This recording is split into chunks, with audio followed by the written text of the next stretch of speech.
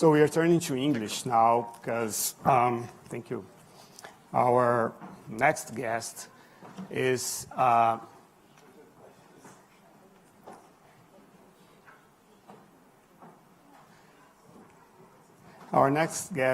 Dr. Bruno Boccara, who has been a lead economist at the World Bank and a director of sovereign ratings at Standard & Poor's. He is French, but he works in the US and just moved to Chicago, where he leads, and he's the founder of the Socio-Analytic Dialogue. Please welcome Dr. Bruno Boccara. Thank you. Thank you. Dr. Bruno Boccara is developing a concept of, or an approach to deal with many of the challenges that we have been discussing for the last days here. We've been discussing from a political, economic, cultural point of view, geopolitical point of view.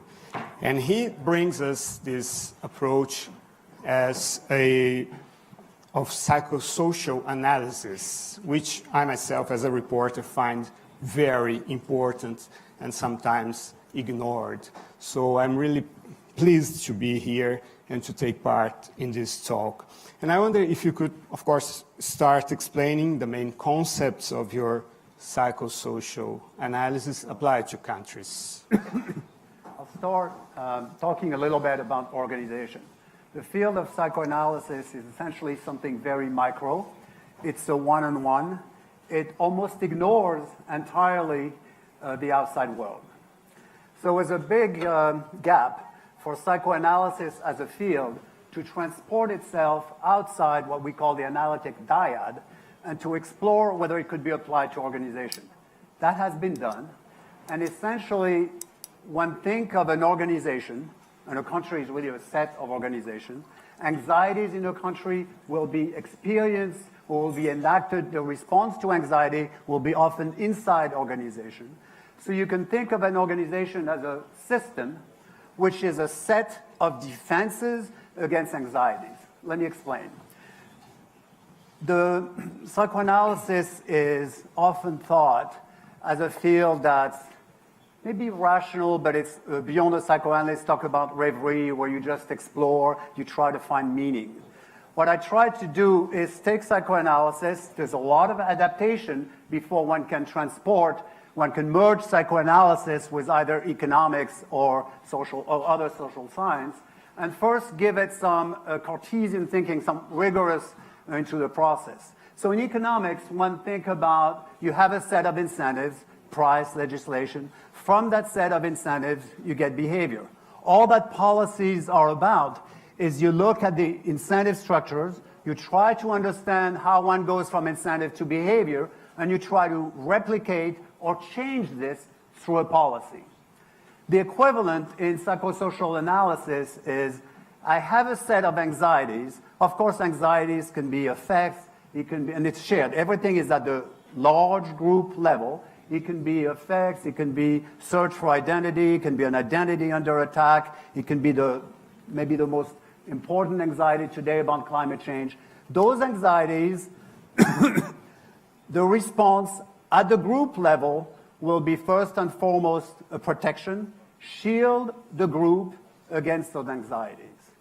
That's called a social defense. And one think of a system, be it an organization, a country, part of a country. A system could be even a field, for example, economics as a system, psychoanalysis as a system. It could be a group of several countries. One useful one today would be, for example, the United States and the Islamic Republic of Iran. And that system, in response to the psychosocial environment, is going to build a system of anxieties. So essentially, the approach is understand what are those anxieties, so that understanding how the social system functions. And the key, until I move further into reparative leadership, something we'll talk about later, the key contribution is that a policy can be and will be a social defense. By policy, I mean anything that connects citizens to one another. It can be a statement, policy statement, it can be a policy decision, it can be even something that shocks the social system. It connects a citizen, and the response will be a defense. So as examples of policy, we could think of anti-immigration policies, ignoring or refusing the climate change ideas, or any sort of exclusion of a group, as if it was favoring another group, as for example, populism being ruling for one group against another group. So how do we as citizens can apply those concepts and can organize ourselves to protect us, or I don't know if protect is the right word, but to avoid this sort of manipulation? Okay. Maybe first give a very quick overview from remember it's psychosocial, but equally important is general equilibrium, something totally absent from psychoanalysis. So it's psychosocial and systems dynamic. So let me give a little overview as to how a psychosocial scientist would view the world today. What does view the world mean? It's going to mean what kind of anxieties are we going to have? What's the meaning of the anxiety? What might be the defense?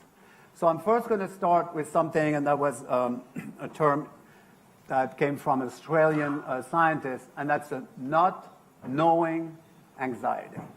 For the first time, economists like to say this time it's different, it's in financial crisis, but this time there's a different nature. I'm going to say as a psychosocial or analyst applying it to large group, this time it's different. We've seen, of course, a large-scale humanitarian crisis before. Undoubtedly, in the Middle Age, the anxieties, I was talking about the arrival, for example, of the Mongols or things, must have been tremendous, or during the plague or even 1918 flu pandemic. This time, I think the difference is for the first time, humanity as a whole. So now we're in a social system which is all of us together.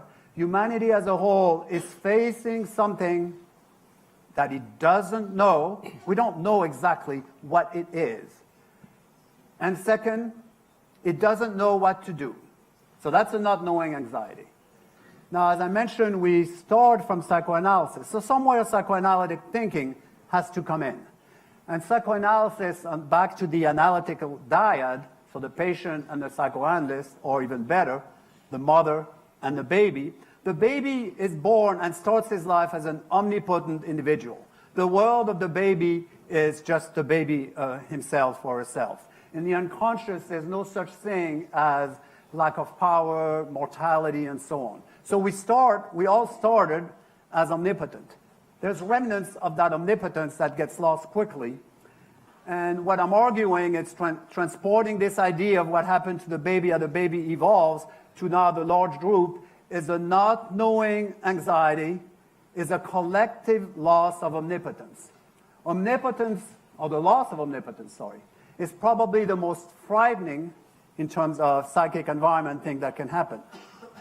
An anxiety, what it's going to do, we're going to mount a defense, collective defense. It's often unconscious. We may not be aware of it. So the defense will be easy, denial. What I do not know, I do not want to know that I do not know.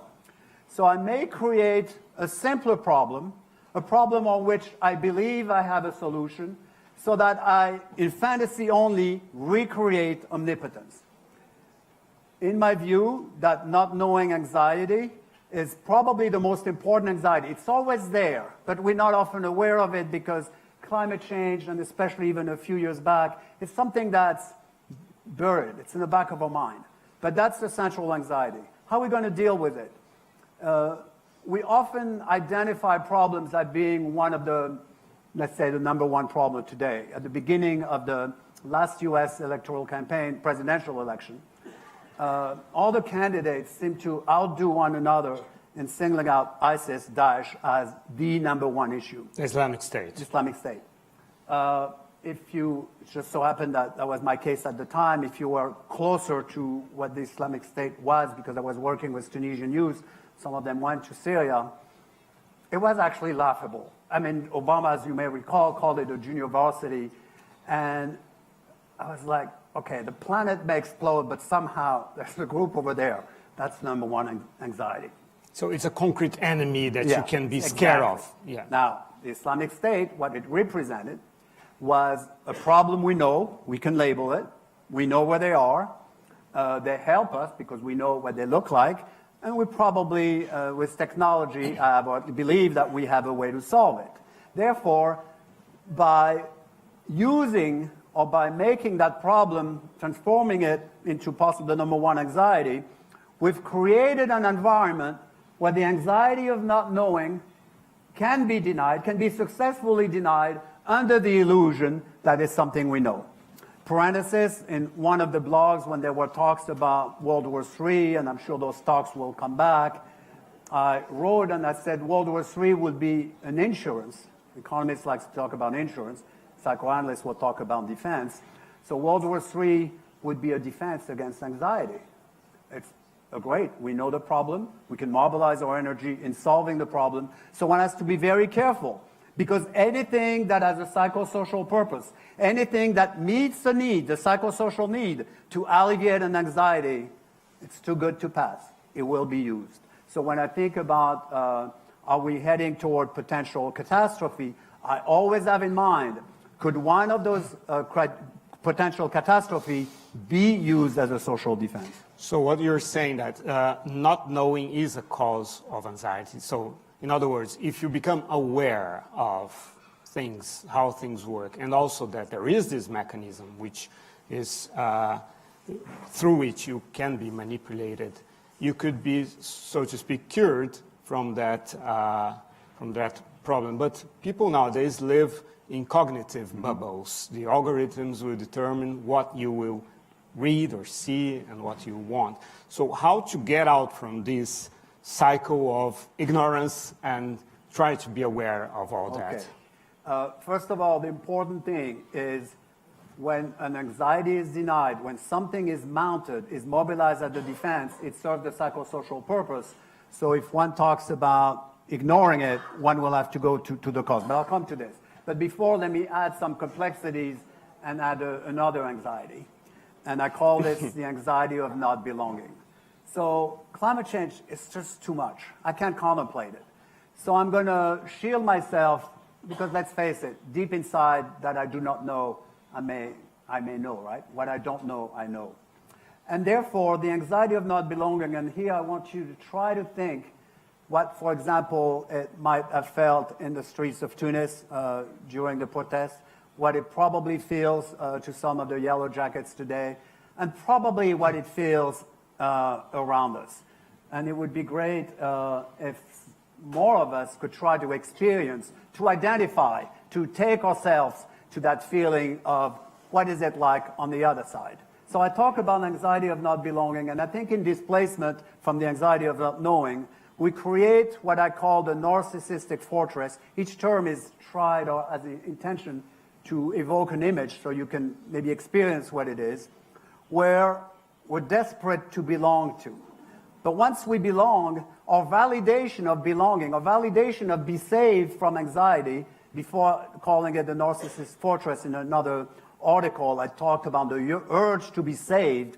So that narcissistic fortress, whether Ben Ali and his wife and countless others belong and wish to belong, is something that I can only validate if others do not belong.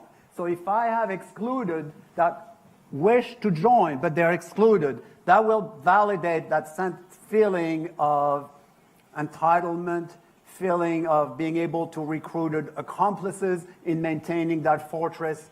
And that's really the ograd which we've heard expressed many times in the Arab Street. So that, I think, rather than say the anxiety of not knowing is really driving us today collectively, I would substitute that statement by, because I talked about displacement from one anxiety to the other, by saying the anxiety of not belonging and its consequences, and I'll expand a little bit on that, is really what drives us today. And that's called perverse societal dynamics. Perverse societal dynamics are observed at the organizational level as perverse organizational dynamics.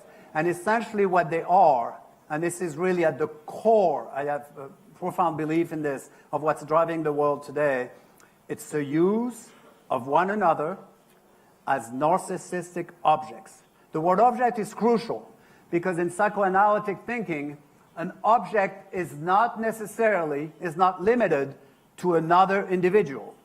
It can be an organization, it can be an idea, it can be a country. For example, today, in my view, President Trump is using the United States as a narcissistic object. If one uses narcissistic objects, essentially in societies that are increasingly transactional, it's a narcissistic transaction. I will do something for you, I will gratify, you'll gratify me in exchange, we will protect that narcissistic fortress and others will be excluded. The danger is when that happens at a level of organization and so on, the purpose of the organization will often disappear. You probably have noticed in your life how all kind of work, our interaction, whether it's with administration and so on, are poorer and poorer quality. And I think that has to do with kind of a proliferation of those perverse dynamics. So Okay, since inclusion seems to be a key issue here for the cure, I wonder if there is any question from the audience.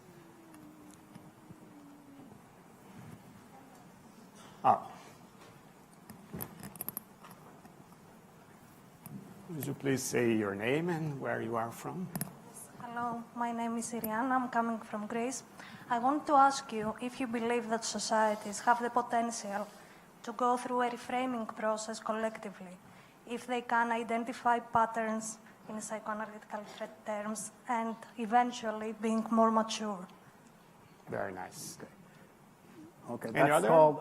Do you want to take some more questions? Sure. Okay, go ahead. Hello. Hello, my name is Ben Winterstein. I'm an anthropologist.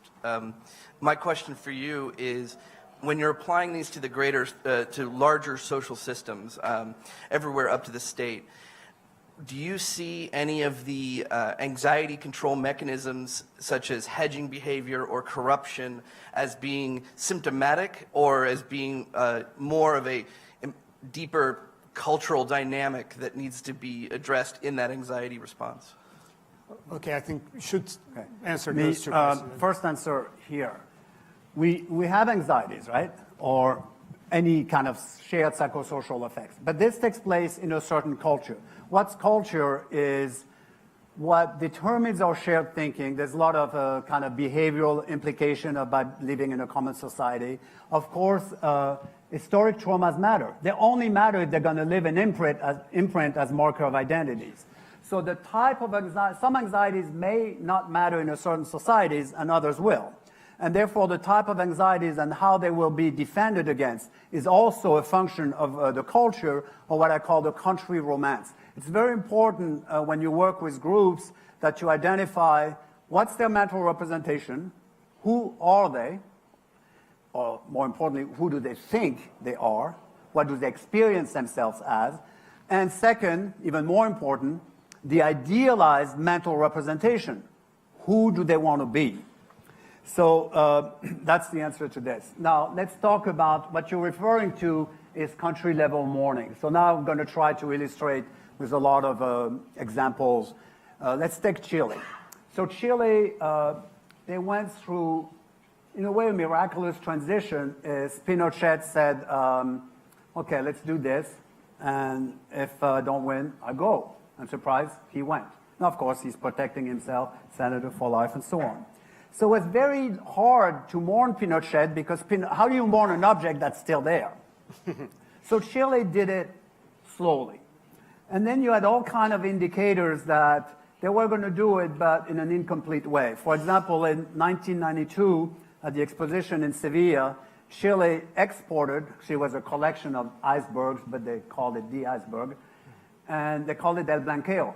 So they brought to Seville with all the technology. They wanted to show we're really a high technology, an iceberg. Now, blanquear in Spanish means whitewash, which is also what they did to the Moneda Palace. So in some ways, there were some indicators there, but one data is not enough. They don't really want to know. Now, if you go to the places of memories in Chile, it was usually villas. I still remember some of the addresses because I went to them all.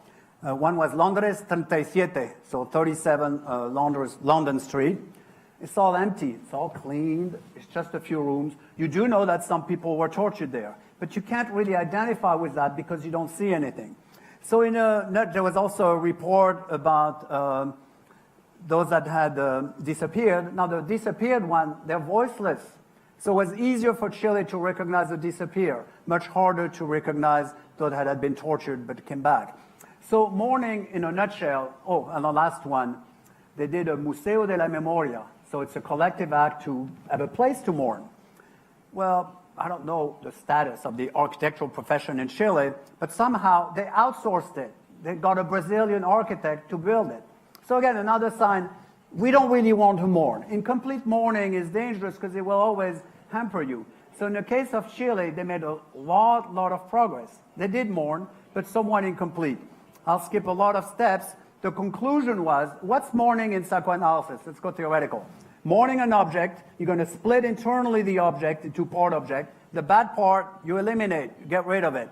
The unconscious is very rational. You get rid of it, you don't have to deal with it. Now, Pinochet, first of all, he's there, but at some point he did go, right? Once he was arrested in London, it was easier to accept that there was a bad part of Pinochet. So technically, Chile as a social system would have had to split Pinochet, good and bad, eliminate the bad. Okay, but what did Pinochet give to Chile? Skipping a lot of things, more or less, at a cost, success. So you had economic transformation, economic success. But success, because they hadn't done the mourning, was a contaminant in the Chilean mind. In the mind, success was a contaminated object. Do you really think you're going to succeed if success is contaminated? No. But you couldn't see it, because Chile was the best performer in Latin America. By all means, they were doing pretty good. So for the government to see that yet, they wanted success, but not too much. A little bit too much, we kind of back out of it. That's very subtle, but that was the case. So, and I'll make a comment in Africa, because that's always very dear to me.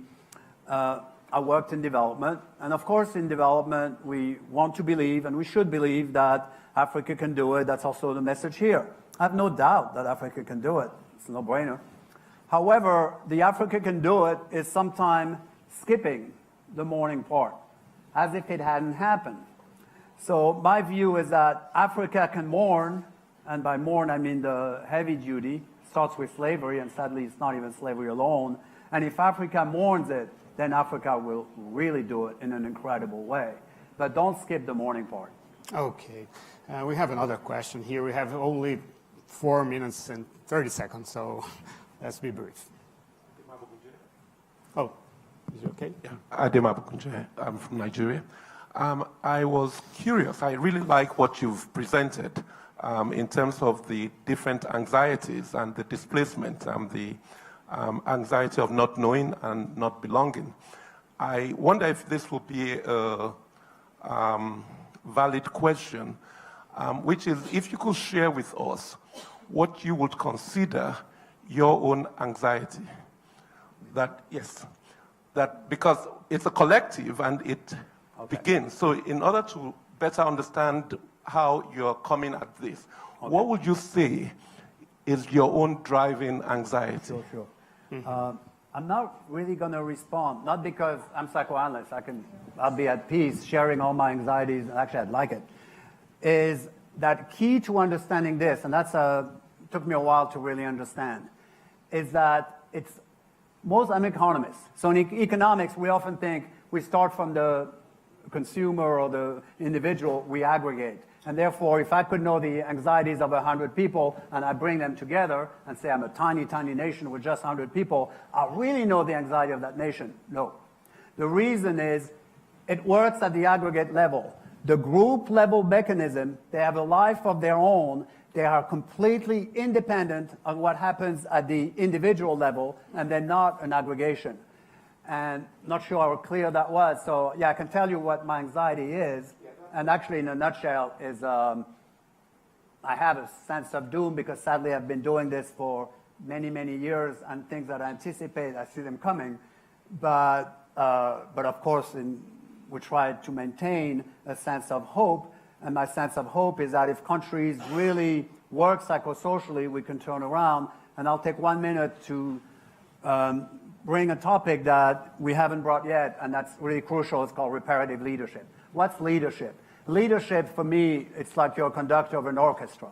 So your country is a social system. It is your duty, your responsibility, and if you need help to do it, that's fine, to really understand how let's call it a nation, but it could be, of course, leadership of organization or even multi-states. How does it function as a social system, and how will it respond to shock to that social system? And then it's your responsibility, and that's what true leadership is, in my view, to really share that, to help your constituents internalize what that social system is. That's really discovering collectively a sense of meaning and contribute to what I call the aliveness of a society. So we've been talking, and we have just 1 minute left, or 2 minutes, but we've been talking here about the crisis of the representative democracy, and you talked about leadership now. Is there any insight about how we could, as we said here, design a new social contract, departing from those things that you have been seeing? One question I get asked often, and you asked yourself at lunch yesterday, is, can this be manipulated? You know, same way Einstein had the bomb and Einstein had nightmare, because he thought, what can you do? And he had the nuclear physics, and what can you do with it? You can do an atomic bomb. That it can be manipulated, yes and no. It can be manipulated, but remember, when you see leaders that try to manipulate, and we see a lot of them these days, they don't necessarily have that knowledge. They have the intuition, they know what button to push, they know the anxieties. And my answer to that manipulation, which is also wishful thinking, is that if a society as a whole takes charge and kind of contributes to others doing it itself or with the reparative leadership to get that knowledge, manipulation will fail. Now, when we criticize leaders that manipulate, it's important also to understand you can only manipulate something that exists. In other words, to take the case of President Trump, he seems to be changing the United States in something that we did not know. That cannot be the case. That he doesn't have that power, never. He can only piggyback on an existing anxiety or existing defense. So therefore, it's just a mirror of what's happening. But in order to prevent that manipulation, I believe the answer, ideally through leadership or leadership at a more local level, is to empower ourselves by understanding and continue. It's a continuous search. Psychoanalysis never ends. It's a process. Understanding how we function as social systems. Fascinating. Thank you so much. Let's say thank you to Dr. Bruno Boccara. Shame that we have such a short time. Yeah. Okay. Thank you. So there's going to be any picture? The other time I went away before the picture. Okay. Yes, there is. Thank you so much. It was great. Very good.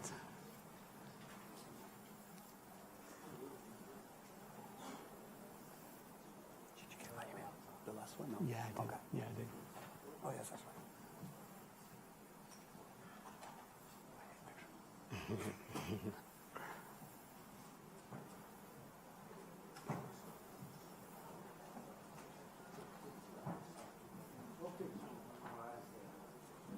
Merci bien. Shukran. Okay.